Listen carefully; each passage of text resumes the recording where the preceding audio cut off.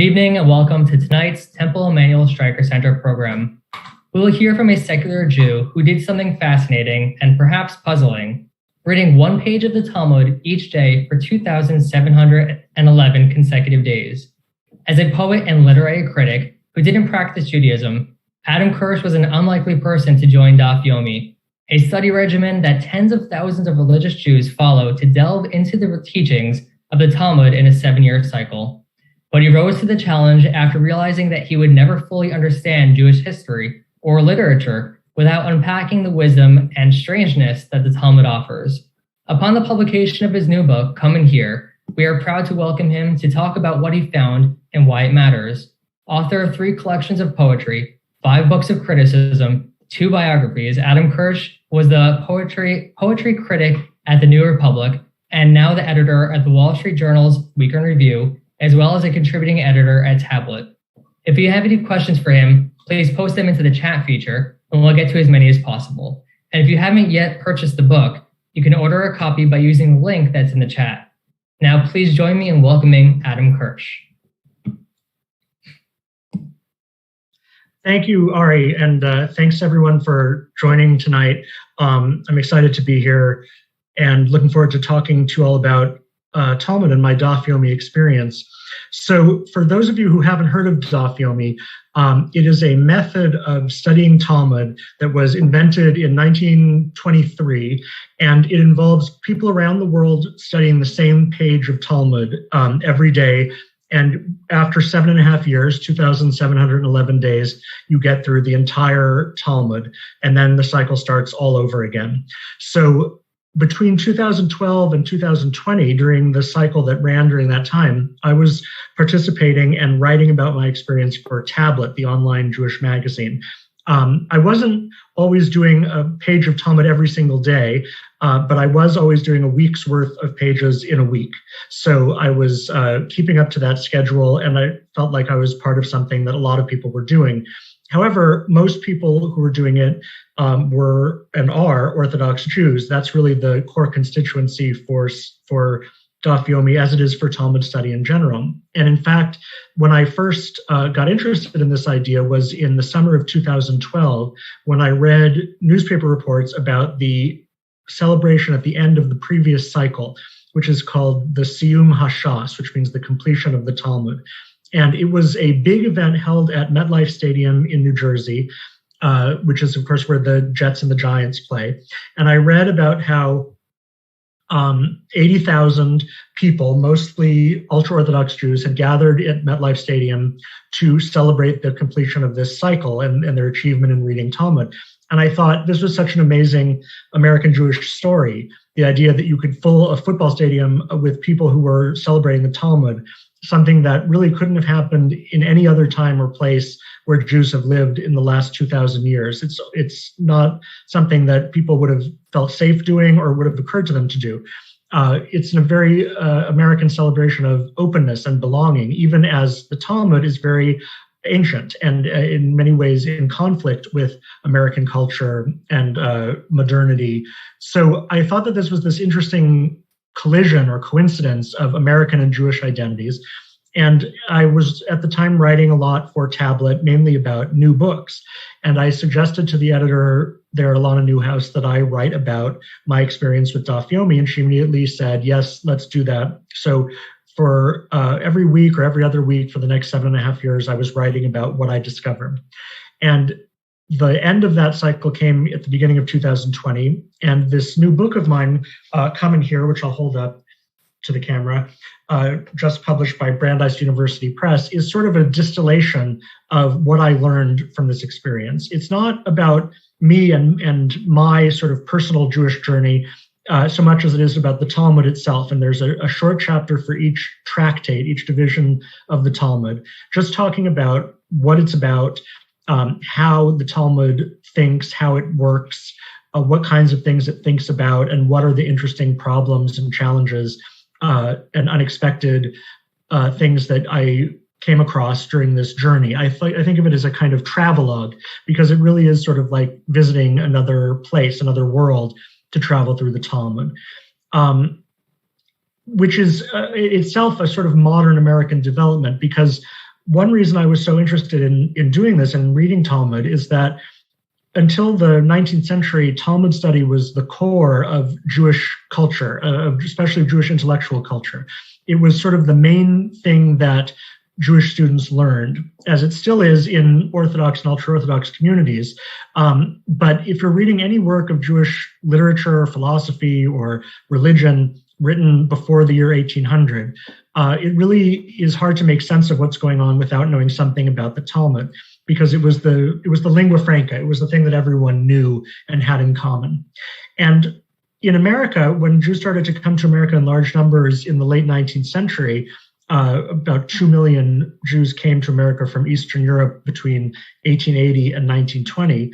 Almost all of them stopped reading and studying Talmud. It was sort of not exactly a conscious decision, but as with many other aspects of traditional Judaism, in America, it no longer seemed necessary or relevant to 90% of American Jews to make Talmud study part of their Jewish experience. And for my own part, I grew up in a conservative synagogue in Los Angeles and went to a lot of Hebrew school from the age of 5 to 18 in after-school programs. And today I'm a sort of minimally observant, but not very observant. And if in all that time, I never studied Talmud, never encountered a page of Talmud as part of my Jewish education. And in a way that makes sense, because really what separates Orthodox Judaism from non-Orthodox Judaism, conservative, Reform, Reconstructionist, secular, Jewish culture, all kinds of ways that American Jews experience their Judaism, is largely about Talmud. It's about the laws that you find in the Talmud, the halacha, which is Jewish law, and how much that shapes your way of life, and how much it shapes your daily existence, your observance. Most of the things that we think about as part of Jewish life, as defining a Jewish life, are not really from the Torah, or at least only in a very basic form. Most of the things that you think about as distinctive Jewish experiences and practices, such as keeping kosher or observing Shabbat, those things are all really detailed in the Talmud. When you want to know, for example, how to keep kosher, the Torah simply says one verse, one line, don't boil a kid in its mother's milk. And if you took that sentence very literally, you would say this only applies to goats. It only applies to goats cooked in milk by boiling, and only in the milk of its actual mother. So that would be a very limited practice. It would have basically no impact on the way most people ate. But of course, that's not what keeping kosher is. Keeping kosher is a very big, complicated system of dietary laws having to do with separating meat and milk, how soon after eating a milk meal can you eat a meat meal, and vice versa. How do you slaughter an animal in a kosher way so that it's okay to consume the meat, and all those kinds of things. To find out all of that, you will not see anything about it in the Torah. It's all in the Talmud. So the Talmud is really the guide to Judaism as it is lived by Orthodox Jews and as it was traditionally lived by Jews over the last 1,500 years. It's a very complicated and difficult text to study. And although I was reading this program of Daf Yomi where you study a page a day, which seems like a lot, and it is and was a big commitment, that's actually a popularizing method. It was invented in the 1920s as a way of giving lay people a chance to study Talmud, because you could study a page in the morning before you go off to your job. Real Talmud scholars spend their entire lives studying it all day, every day. And if you're a yeshiva student, that's the main thing that you're studying with a partner 8 hours, 10 hours, 12 hours a day for years. So there's a great deal of depth and complexity in Talmud, and I was sort of only scratching the surface or getting a tour of it rather than sort of living in the country of Talmud. I was visiting it. And that is the sort of one reason why I wanted to write this book, is that I think that for many Jews, Talmud is a foreign country, as it was for me. It's something that we might know about only by reputation or in outline, but we don't really know much about what is in the Talmud. What does a page of Talmud look like? How was it written, and when and where and why? And what kinds of things do the rabbis of the Talmud talk about, and how do they talk about them? So in experiencing all this for myself, I thought I would try to sort of pass it on in the form of this book, Come and Hear. And the title of the book, Come and Hear, is a translation of a phrase that's often used in the Talmud. The Talmud uses many formulas because it's essentially a legal document. And just like American law has formulas, Halakha has many formulas. And in the Talmud, the phrase Tashma, that's an Aramaic phrase, means come and hear. And it's used specifically when the rabbis are citing an earlier authority. So if they're in the middle of a discussion over a point of law, they want to bring up what some previous rabbi said about it, they'll say, come and hear what this text says, and then they'll quote it. And I thought that this was a good title for a book like mine because it is an invitation. It's saying everyone should come and listen, come and hear and find out what they can learn, what they can gain from this experience. And that is something that I think a lot of people are interested in, but hesitant about undertaking for themselves because Talmud study is such a complex thing. One reason why the Talmud is hard to sort of grasp, and I always found it hard to understand before I started reading it, when I would read books about the Talmud, which I tried to do from time to time, I never felt like I was getting a really good sense of what was the Talmud specifically in a concrete way. And I think that the reason for that is that the Talmud is its own genre. Ordinarily, when you read a book, you can compare it to other books. You read a story and you're familiar with other kinds of stories or even sort of religious maxims or words of wisdom. There are other examples that we can think of. So when you're reading the Torah, you're reading a series of stories or sometimes legends and myths. And there are plenty of other stories and myths that you are familiar with from when you're a child, and you sort of understand how to read that kind of story. With the Talmud, there's no other text is really like it because it's a unique creation that emerged out of a specific historical circumstance. And I think that maybe the best way into understanding the Talmud is to think about when it was written and why and for what purpose. So if you look at a set of Talmud on a shelf, it's many volumes of folios, tall, oversized books, printed on both sides of the page. And this daf yomi system, a daf is both sides of a page. So that's what you're reading each day.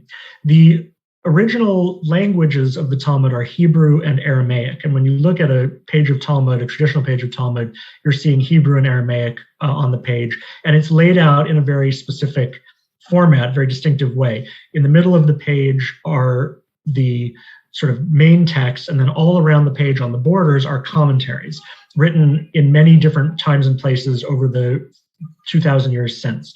So you're really seeing, when you see a page of Talmud, you're seeing a discussion. It's a discussion among rabbis going on over centuries in all different places. The way I read the Talmud was not in the original because I don't have the language skills. I was reading it in an English translation. And in fact, now there are many available English translations. There are at least 2 full published translations of the Talmud.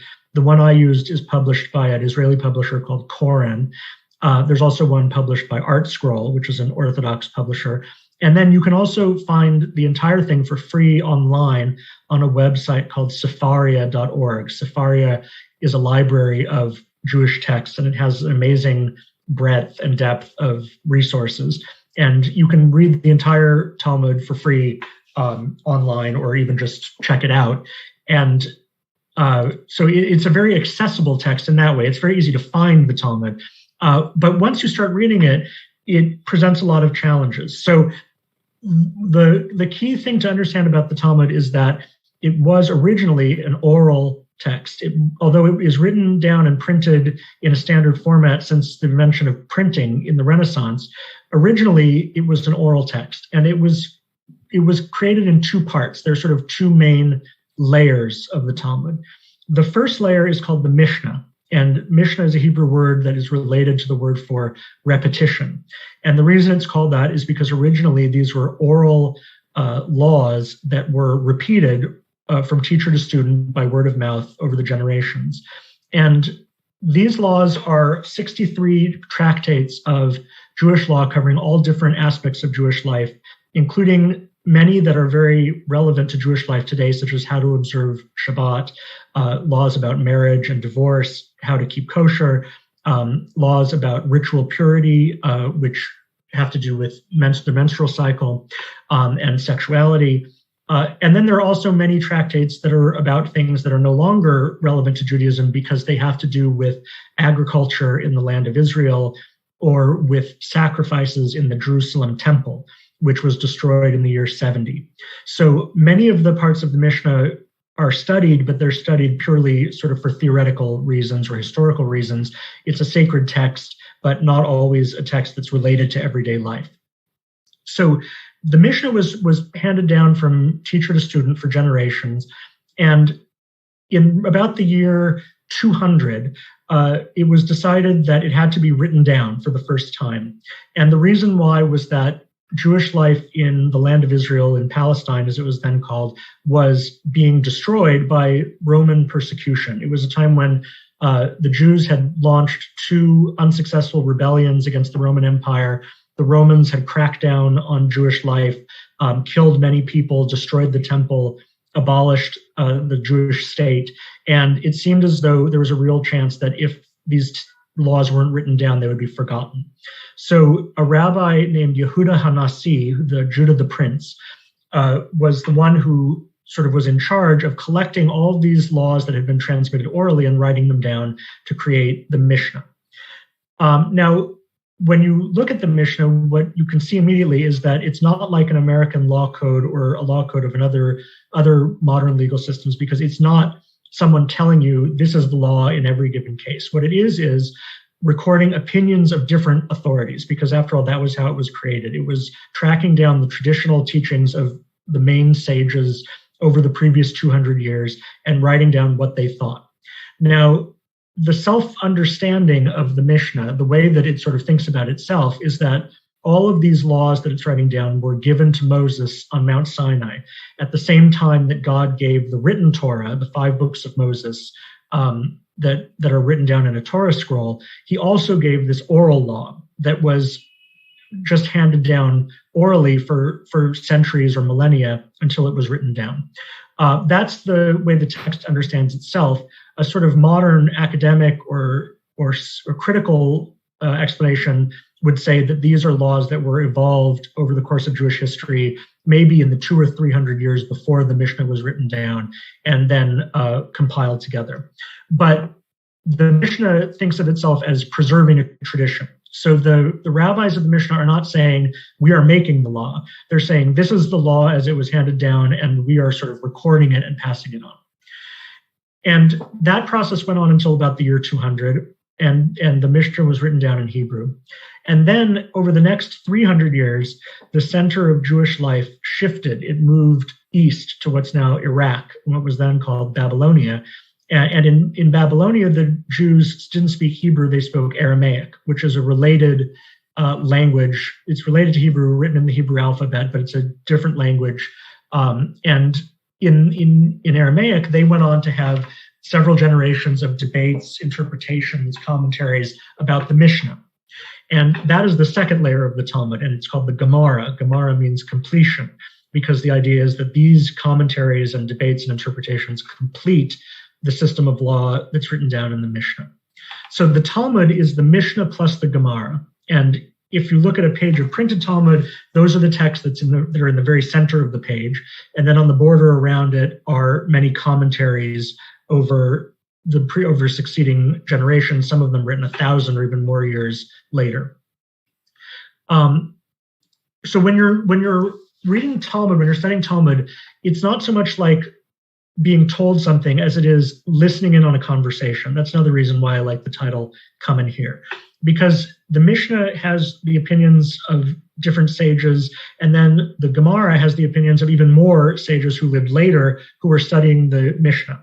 And it's this great discussion that's taking place over hundreds of years in which the later rabbis think about what the earlier rabbis said, try to understand it, try to put together different areas of law so that they'll make sense together, apply older principles to new situations that have arisen.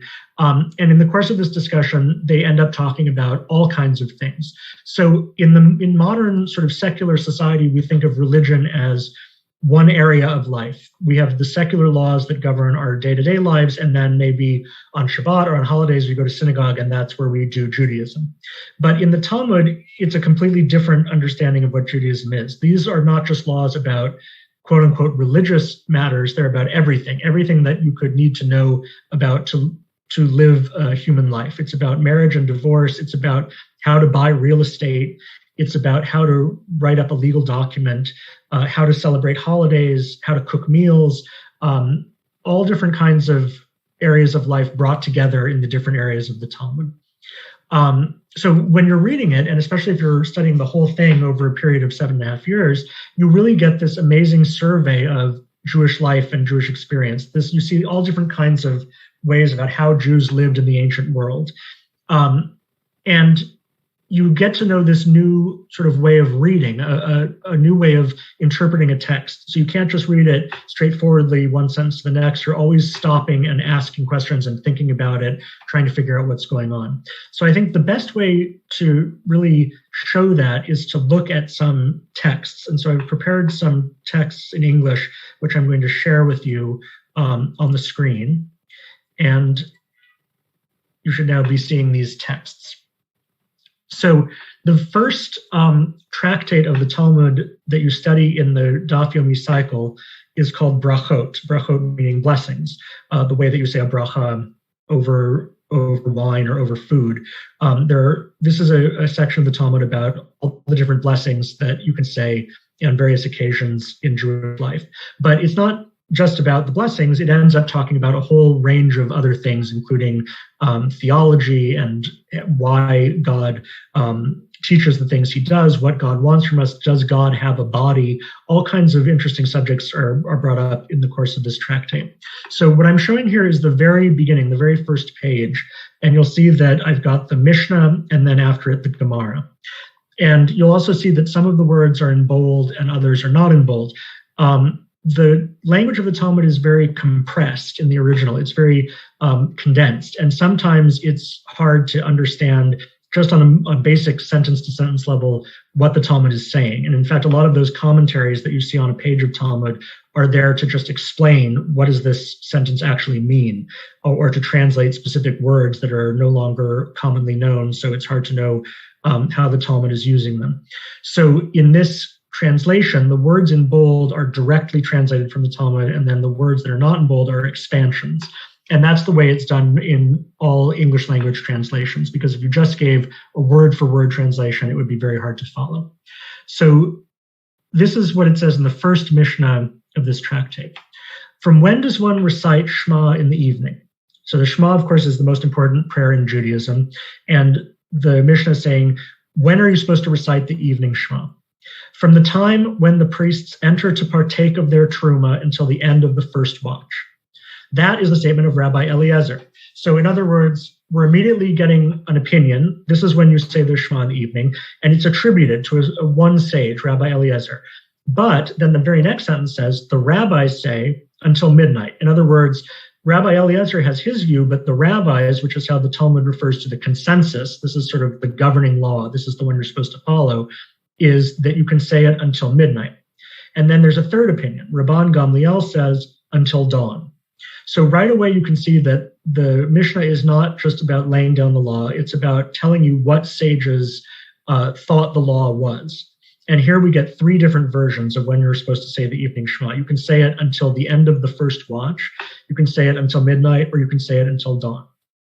Now another thing that is very characteristic of the Talmud is that it then goes on to tell us a story. The story is about Rabban Gamliel. So we've just heard that this great sage, Rabban Gamliel, said you can recite the Shema until dawn. And then it says, there was an incident where Rabban Gamliel's sons returned very late from a wedding hall.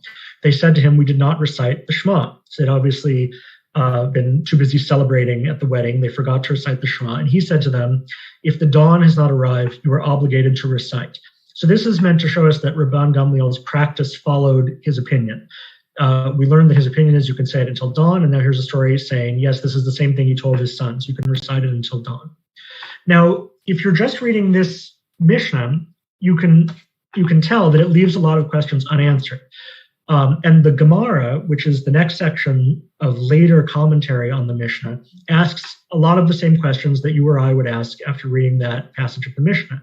The very first question is, on the basis of what does the Tana is the rabbi of the Mishnah, the source that's being quoted, on the basis of what does it say from when? In other words, where do we know that you're supposed to recite it in the evening in the first place? Right? The Mishnah doesn't say you're supposed to recite the Shema in the evening. That's what it would say if it was maybe a regular legal text for a textbook or something like that.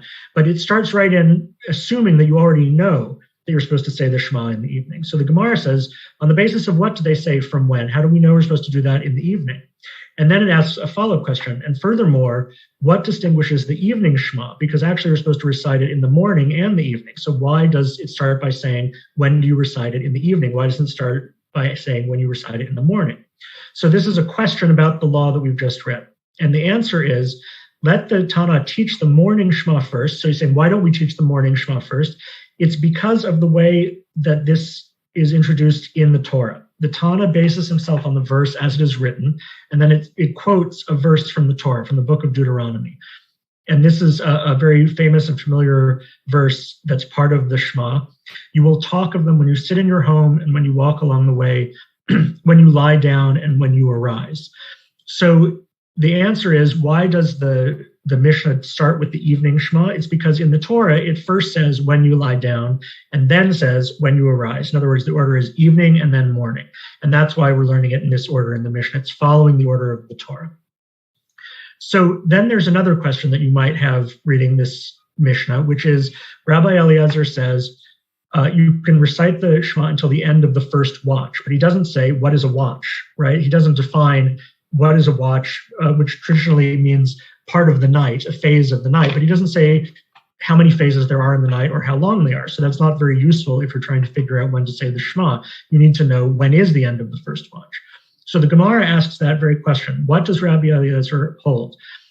Does he say that the night consists of 3 watches? There are 3 divisions during the night. Or does he say that it consists of 4 watches? Because if there are 3 watches, then they would each be 4 hours long. And if there are 4 watches, they would each be 3 hours long. So the question is, how do we know what he means by watches during the night, the divisions of the night? And then it says, actually, Rabbi Eliezer holds that the night consists of 3 watches. And he uses this term to teach us that there are watches in heaven and there are watches on earth. Now, how do we know there are 3? Now we go back to the Bible. He quotes a line from the book of Jeremiah, the prophet Jeremiah.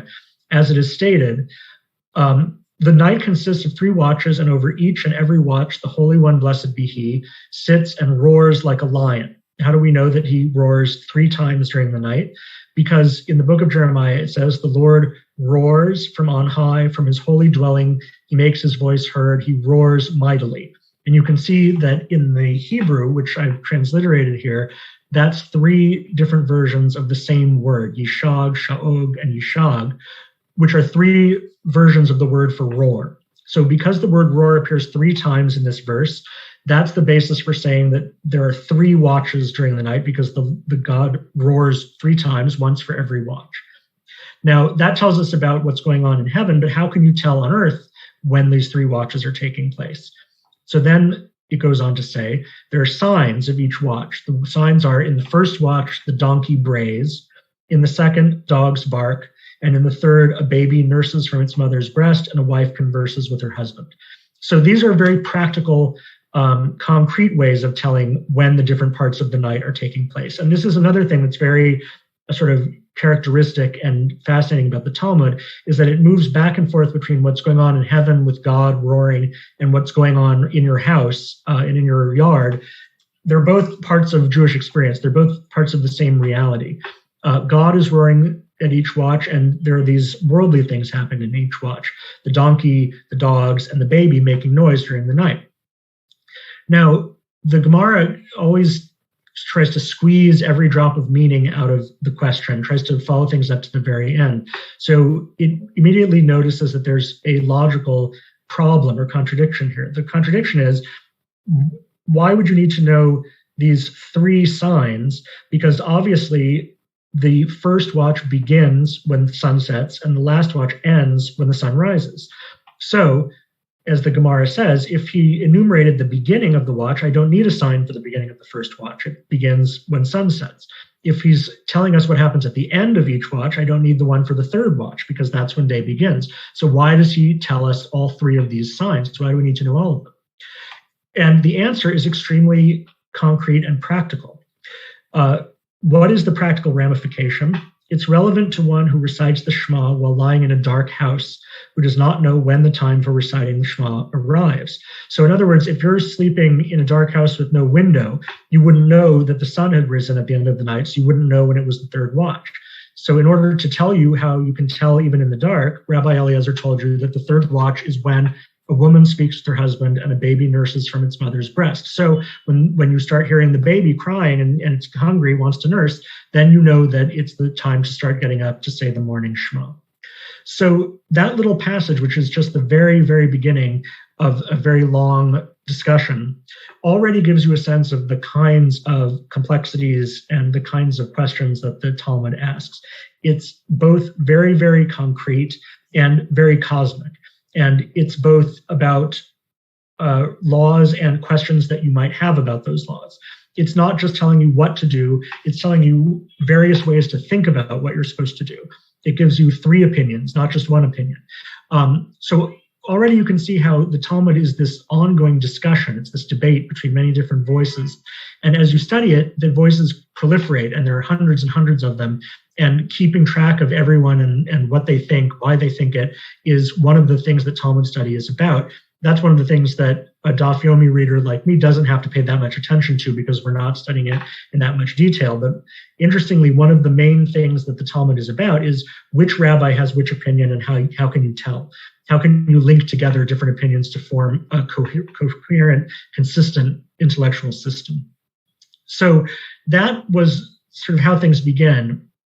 Here's a more interesting and dramatic example of another thing that the Talmud does, which is how the Talmud interprets the Torah. So if just scrolling back up for a minute here, we saw that even in this first example, the Talmud is telling you about when to recite the Shema, and to back that up, it goes to Deuteronomy. It says this is how we know we're supposed to recite the Shema in the evening and the morning, because in Deuteronomy it says when you lie down and when you arise. So that's pretty straightforward and makes a lot of sense. But a lot of the time, the rabbis of the Talmud, when they read the Torah, are confused by it. They don't understand exactly what the Torah is saying. They don't understand what it wants from them. And some of the most interesting Talmudic debates happen when the rabbis don't actually seem to like what the Torah is saying. So one of the things that was most interesting to me as a sort of 21st century secular reader is that when I read the Torah, I'm very used to saying, I don't believe this, or I don't agree with that, or this seems outmoded or antiquated. This isn't the way we do it anymore. But you wouldn't necessarily expect that the rabbis of the Talmud are doing that. In fact, I found that often when there's something in the Torah that is especially troubling or problematic, the rabbis of the Talmud also think that it's troubling and problematic, but they just have a different way of thinking about it and responding to it. So today we might say, well, the Torah was written a long time ago and we don't think that way anymore. Times have changed. The Talmud doesn't actually say things like that, because the conception of the Talmud is every word in the Torah comes from God. That's the traditional Jewish conception. And you can't just decide that you like some of them and don't like others. They're all from God. They're all equally sacred. However, what you can do in the Talmud is interpret them in different ways. You can say, well, maybe the verse doesn't say exactly what it seems to be saying. Maybe there are ways to make it say something different without actually dismissing it. You can just interpret it in a different direction. And that's a lot of what the Talmud is about. It's about interpreting the Torah to make it livable, to make it something that we can actually live by. And here is another point where the history and the chronology is important to keep in mind. The Talmud was being written, say, between the year 0 and the year 500, over that 500-year span. If you think about when the events of the Torah are supposed to have taken place, or when scholars conventionally date Moses, who received the Torah, it's usually about the year 1000 BCE. And we are now living, of course, in the year 2021. So you could say that we are as far removed from the Talmud as the rabbis of the Talmud were from the Torah. In other words, even by the time of the Talmud, the Torah was very ancient. It was a 1,500-year-old document, and it described a society and a way of life that was already very different than the one the rabbis of the Talmud were living in. The rabbis in the Talmud were living in towns and sometimes very big cities in these big empires, the Roman Empire and the Persian Empire. They were multicultural. They were constantly dealing with people who weren't Jewish. And that's actually one of the themes of some of the Talmud is how do Jews live in a society that isn't Jewish and where they have to deal with other people's religions on a daily basis. They were living in societies where they used money and they used credit system and banking. They weren't carrying coins around the way the Torah envisions. The rabbis of the Talmud weren't animal herders the way that Abraham, Isaac, and Jacob were. They were farmers or merchants. They owned businesses. They owned tanneries or wine presses. So in many ways, the rabbis of the Talmud are more like us than they were like the Israelites that we read about in the Torah. And as a result, there was a lot of things in the Torah that they found hard to understand or that they wanted to do a little differently. And I'll give you a great example of that. So here on this page, you'll see some verses from Deuteronomy. So in the Torah, there's this brief exposition of a law about what's called in Hebrew the ben sorer umored, the wayward and defiant son. So the law says, if a man has a wayward and defiant son who does not heed his father or mother and does not obey them, even after they discipline him, his father and mother shall take hold of him and bring him out to the elders of his town at the public place of his community. They shall say to the elders of his town, this son of ours is disloyal and defiant. He does not heed us. He is a glutton and a drunkard. Thereupon, the men of his town shall stone him to death. Thus, you will sweep out evil from your midst. All Israel will hear and be afraid. So basically, this law in the Torah is saying that if you have a disobedient son, the father and mother can have everyone in the community throw stones at him and murder him as punishment. Now, this is not something that you'll ever see anyone actually doing today, of course, and I think most people reading this today would say that that's barbaric and that that's morally wrong.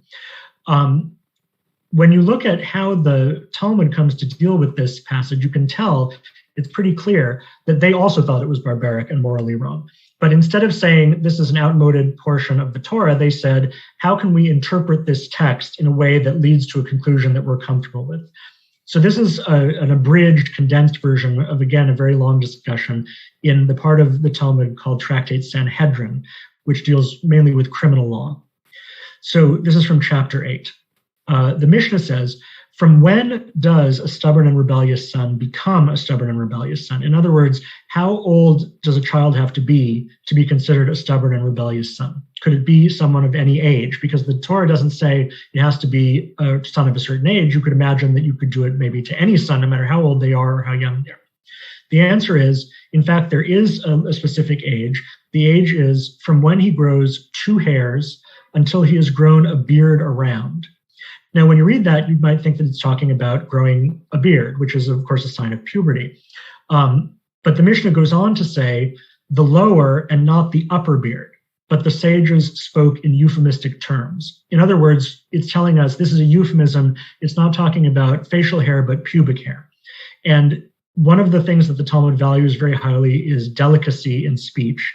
And this is a way of avoiding referring to pubic hair, which would be indelicate, but it's clear enough that they're telling us this is a euphemistic term for the lower beard. And in fact, in many areas of Jewish law, the appearance of pubic hair is considered a sign of puberty. It's a sign of entering into adulthood. So as it is stated, if a man has a stubborn and rebellious son, so how do we know that this means a son of a certain age or a certain stage of development? Well, for one thing, it means a son and not a daughter. So you can't, if you have a rebellious daughter, it doesn't matter how stubborn and rebellious they are, you cannot have them stoned. It also says a son, but not a man. So that means that we're talking about a son who is a child, not yet a fully grown man. And of course, in Jewish law, you become a legal adult at the age of 13. A man does at the time of the bar mitzvah. So once you're 13, you're no longer eligible for this punishment because you're no longer legally a child or legally an adult. However, ordinarily, a minor is also exempt from commandments. And as it goes on to say, a minor is exempt because he has not reached the age of inclusion in mitzvot. In other words, a child is not obligated to follow commandments. So in this case, if you are too young, you don't have to obey your parents. You can't be punished. And if you're too old, your parents can't punish you because you're no longer in their jurisdiction. So what it goes on to say in a portion that I haven't reproduced here is that basically you're only eligible for this punishment for about a 3-month period at the age of 12. So if you're younger than that or older than that, you cannot become a stubborn and rebellious son in the legal sense. So already the Talmud has taken this very broad term and narrowed it. It goes on, and I won't go through it in too much detail because I want to leave time for questions, but it goes on to define a stubborn and rebellious son in various ways. So you might think it means any example of stubbornness, anytime your child does something you don't like, you can have them stoned to death. But the Mishnah goes on to say, actually, remember that it says in Deuteronomy, he is a glutton and a drunkard. So that is a sign that it actually has to do with something very specific. It has to do with eating and drinking in excess. So it goes on to say, a stubborn and rebellious son is only liable from when he eats a tartemar of meat and drinks a half log of Italian wine. And the Talmud, the discussion goes on to say that even they aren't quite sure what those words mean. Those are obviously measurements of a certain kind, but there's some discussion among the rabbis of how much is a tartemar. They don't necessarily know. But so they're saying to be a stubborn and rebellious son, you have to have eaten a certain amount of meat and drunk a certain amount of wine, or else you don't qualify. Then it goes on to say, it's not just that, but if you ate the meat in any circumstance for a mitzvah, in other words, you were commanded to eat it, for example, when you were celebrating a holiday, that doesn't count. And if you're eating non-kosher food, that also doesn't count. So it has to be food that's kosher, but not commanded. Then it goes on further and says, if the food has to be food that is raw, the meat has to be raw. This is down here in the Gemara. He's not liable unless he eats raw meat and drinks undiluted wine. So if you cook the meat, you're no longer a stubborn and rebellious son. If you dilute the wine with water, which is the way it was usually consumed in the ancient world, you're not a stubborn and rebellious son. So with each step, the Talmud is clearly narrowing and narrowing and narrowing this category so that it becomes harder and harder to find a case where you would ever find an actual stubborn and rebellious son who you could punish. Then it goes on to make the most extreme qualification of all. So in the Bible, it says this is a punishment that can be inflicted if the father and mother both agree to bring the son out for punishment.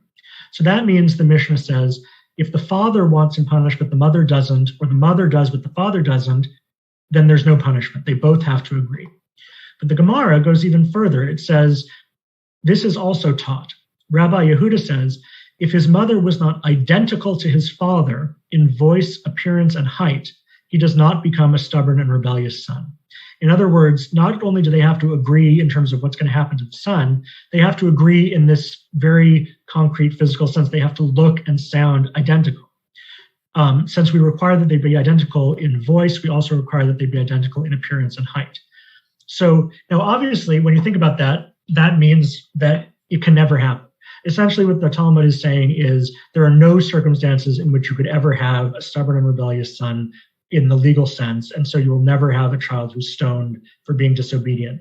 And it does this by imposing a series of more and more stringent limitations on the category until at the end it comes up with this one that's pretty obviously a fantasy, that the parents have to be like identical twins, exactly the same in every way. So the Gemara sort of recognizes this, and it says, there has never been a stubborn and rebellious son, and there will never be one in the future. In other words, this is a law in the Torah that has never been applied and can never be applied. So that might lead to the obvious question, if it can never be applied, why is it in the Torah in the first place? When you read the mitzvot in the Torah that God gives, isn't he giving them so that we will follow them? Well, in this case, Rabbi Yehuda says, why was it written in the Torah? So that you may expound and receive reward. In other words, just interpreting the law is itself a holy action. And the reason why some laws are in the Torah is not so that you follow them, but just so that you'll think about them, teach them, and interpret them in the way that the Talmud has just been doing in this passage. So that, I think, is a good place for me to stop, because it's an example of the Talmudic ethos, the Talmudic way of thinking, which is that laws aren't just for following. They're even more than for following, they're for thinking about. And that's why Talmud study in Judaism is a sacred activity. It's not just something that you do for practical purposes. It's sort of an act of worship in and of itself. And although I was doing it in a very secular context, I felt like I was sort of making contact with that idea that studying and interpreting the law is an essential Jewish activity. So now I think we have some questions, which I'll be happy to answer. Perfect. Thank you so much for that. We could jump right into it. One of a question we got a couple of times. Did you have a favorite part or tractate? Or conversely, what would you say was your least favorite part or the craziest argument offered in the Talmud? For instance, Susan asks, did your eyes glaze over when the sages went on and on about animal sacrifices or about what comprises a year? So that's a great question. The Talmud is about a lot of different things, and some of them are a lot more interesting than others. So the part that I just read was from Tractate Sanhedrin, which, as I said, is about criminal law. That's quite interesting because it's about very dramatic things like how do you punish a murderer, or what are the 4 methods of capital punishment in Judaism. There are much longer discussions in the Talmud about things like if a man is obligated to marry his dead brother's widow, what are the degrees of relationship that make him ineligible to do that? Or if the dead brother's widow has another wife, if the dead brother had 2 wives and the surviving brother is supposed to marry one, but he's legally prohibited from marrying the second, does that mean he has to marry them both? There are a lot of things that are very complicated. And in fact, in the edition of the Talmud that I was using, which is called the Noe edition, published by Koren, there are these incredibly useful diagrams to show things like family relationships or the dimensions of buildings or agriculture, which of course the Talmud itself doesn't have. So one of the things that I came to think is that for generations of students, studying Talmud really sharpens all different parts of your mind. I mean, you really have to think about not just about things that we think of as religious, but about things like geometry and astronomy and mathematics and biology and all kinds of areas of life are covered by this.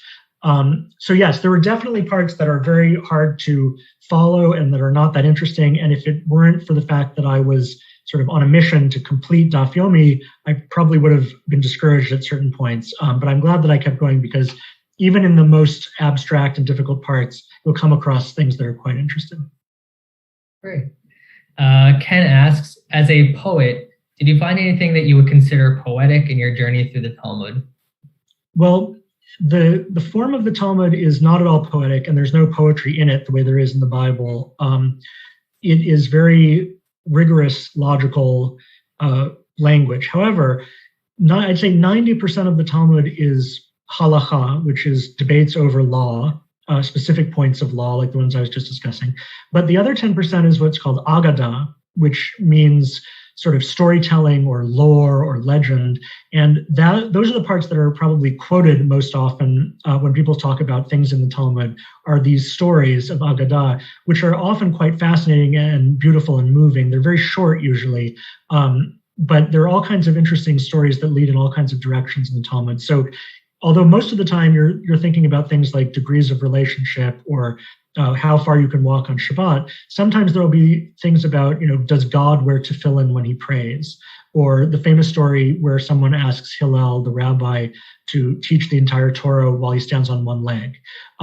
Those are the more imaginative parts that sort of stay with you. Oh, all right. This is relating back to when you're going over exactly the layout. Stephen asks, what controls or takes precedence, the Mishnah or the Talmud? So one thing that I was very aware of while I was doing this and writing about it is that you can never go directly from what's in the Talmud to what Jews actually do. Certainly not today, because Jewish law, halakha, is an evolving body of law. And in fact, when you want to find out what you're supposed to do in a given situation on a day-to-day basis, the book that Orthodox Jews consult is not the Talmud, it's the Shulchan Aruch, which is a digest of Jewish law that was written in the 16th century. And there have been other digests before and since, and more detailed codes about specific areas of law. So you can't look at a page of Talmud and say, this is what you do, this is what Judaism says you do, because it's always evolving. And even beyond that, even in the Talmud, there are not always answers to the questions. A lot of the times there will be a debate and you'll end up with a couple of different answers, or the rabbis say, let it stand, we don't know what the answer is, we can't come to a conclusion, which is relates to this point I was making at the end, that it's not really about practicality. The reason why you study the Talmud is not so that you can get an answer, although sometimes you do need an answer, and then you go to a rabbi to tell you what the law is. But the reason why you study the Talmud is because it's inherently sacred, and in fact fascinating to do just in its own right. Okay. That actually ties in with the next question from David, that you mentioned that the Talmud is about interpreting the Torah and that there are aspects that are out of date or out of touch with today's reality. Did you find yourself applying areas of your learning to your everyday life? For instance, I just saw a Facebook video of a goat stuck in a pit with two people arguing over whose fault it is. So this is an actual situation from Tractate Baba Metzia, I believe. So I don't think that I apply it in my everyday life, because there are too many degrees of difference, separation, and also because fundamentally my approach to this was out of historical and intellectual interest rather than learning how I should behave. And that I was very aware is not why most people do daf yomi. It's not why most people study. So I was doing it in a very idiosyncratic way. At the end of the cycle in January 2020, it was actually the New Year's Day, January 1st, 2020, I went to the Siyum Hashas, the celebration of the end of that cycle, again at MetLife Stadium. And I took part in this day-long program. And I was very aware that almost everyone there was ultra-Orthodox or Hasidic, and I wasn't. I was dressed, in secular clothes. And I felt, this was a sort of reminder to me that most of the time, the people who are studying Talmud are not like me. But I did think also that they were not, I didn't feel excluded. I felt very included. And I think that to a certain extent, this is a sort of part of Judaism that everyone can find something in. And for me, it was very enriching. I feel like it really enriched my understanding of Judaism, what it is and can be for people. Sorry about that. Jonathan asks, do the observant Jews who participate in daf yomi read the Talmud in its original languages? And if so, isn't it necessary for them to master the biblical, Hebrew, and the Aramaic before they even begin? Or do they consult an English translation? Okay, so in reading the Talmud in English, I would sometimes feel bad about this, and I thought, I wish I could do it in the Hebrew and Aramaic. And then I thought, these books aren't just being published for me, right? The reason why these books are being published is because a lot of people use them, and that includes a lot of people who are trying to read it in Hebrew or in Aramaic, either on their own or as part of a yeshiva, or as part of a daf yomi study group, but need help. And so I think that most people who are studying daf yomi try to do it or want to learn the Hebrew and the Aramaic, but might need a lot of help to do that. Another thing that I sort of discovered is that there are a proliferating number of resources for this on the internet. And I could see that changing even over the 7 years that I was doing it from 2012 to 2020. There are so many podcasts, lectures, videos, study groups, discussion groups to help people who want to do daf yomi. And in fact, at the Siyum Hashas, I heard someone say, how could they have done daf yomi before the internet? Because it just seems like such an internet phenomenon.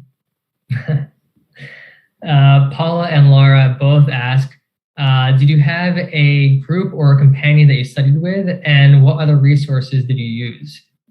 No, I was doing it on my own, and that's not the traditional way of doing it. Usually in Talmud study, you have a partner, two people study together, and in a Daf Yomi group, there would usually be a teacher, a rabbi, who would be helping you, and if not one in person, then one of these internet resources that I had mentioned. There are all kinds of places where you can find expert guidance.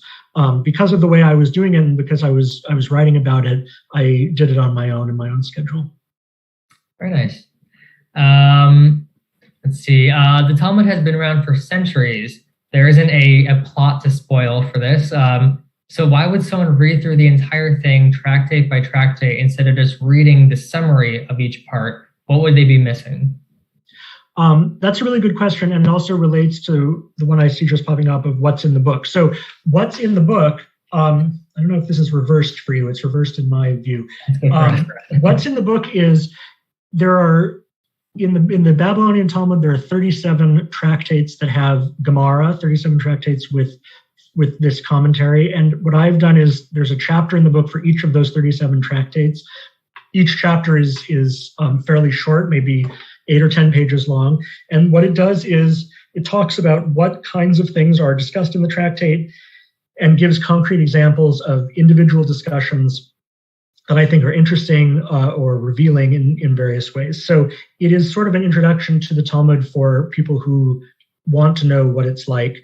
And the reason why I wanted to do it and what I'm hoping to bring across in this book is that I always felt that when I was reading a book about the Talmud, that I was getting a kind of summary, but the sort of life of the Talmud or of Talmud study is not about the summary. It's about actually going through the process and hearing what are all the different views, how are they related to each other, following the twists and turns of the conversation, which are often very strange and unexpected and go in all kinds of ways.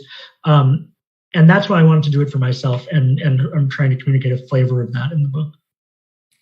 Perfect. Going off what you just said, we have two questions. Were you personally transformed by your Daf Yomi experience? And do you think you're going to go for another round? The second question is, the second one is no, I'm not, I didn't start again. The cycle is continuous. So the day after one ends, the next one begins. And there are definitely people who continue to do it. Also, you can drop in and out, or you could start in the middle and go to the next one.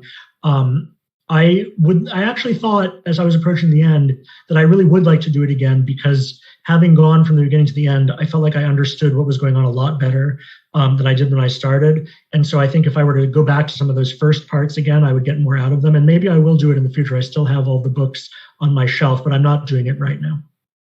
Perfect. So last question here. Could you tell us what your next project is? My next project, well, my next book that I'm publishing next year is a book totally different. It's a book of poems, which have nothing to do with the Talmud. So it's in a different direction. Thank you so much for joining us tonight. Again, if you haven't bought the book, for anyone who hasn't, there's a link in the chat. And Adam, thank you so much for joining us tonight. Really opened up our eyes. And thank you everyone who's joined us on Zoom and anywhere else. Thank you. Thanks everyone for coming. All right. Have a great night, everybody. Bye.